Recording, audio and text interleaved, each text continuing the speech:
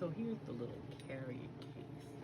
This tells you what it's called the Pillow Fort Clay Tent. So you can see who it's by.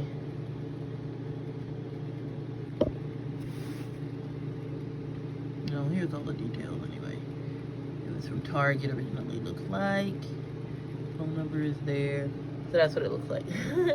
I just found that, so I wanted to just show that to you guys. Okay, so now I finally did my setup. You can hear my fan in the back here. So this is what I ended up doing, using only the top end or one end of the fan because I didn't have the legs to the fan for it to stand up. I don't even know where they are anymore. Otherwise I could have propped it up and used both ends, but it's fine. And here's what I ended up doing with this back window. So I rolled up the flap here, and then I just pinned on some filter fabric I had.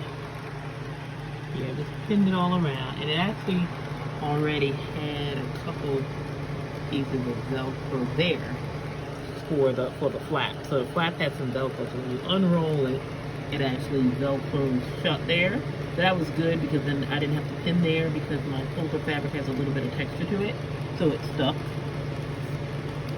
can see it kind of stuck nicely on there and on the other side right there. And then I just pinned everywhere else. I just tried to make sure that it was covered all the way up at the top, that none of the paint or the spray will escape at the top. And now I'm also thinking I might need to put a little, let me see if I can show you here, because at the top of the tent, see at the top, if I can turn it properly, it's got these little ventilation areas.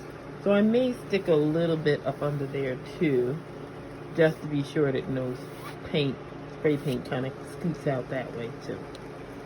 But anyway, so that's back my little filtration, excuse me, my little filtration setup on my DIY. If I can get around the front without knocking everything over.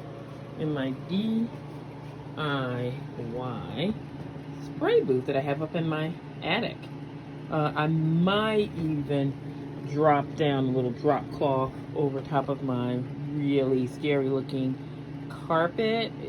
I just kind of inherited it when I got the apartment, and because I use my attic area as my little art studio, it always has a lot of lint or things because I'm always working up here. But anyway, I'm gonna try and vacuum as much as I can, but whatever.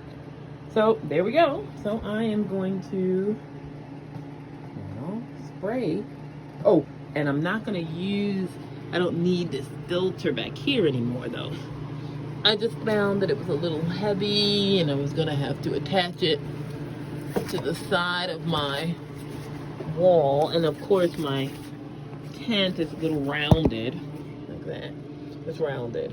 So it's gonna be a little difficult to get my very flat filter to stay against the walls properly.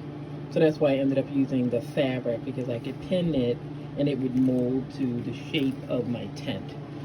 All right, so here we go, and I'm gonna try and do some spray painting, and I'll let you know how it goes.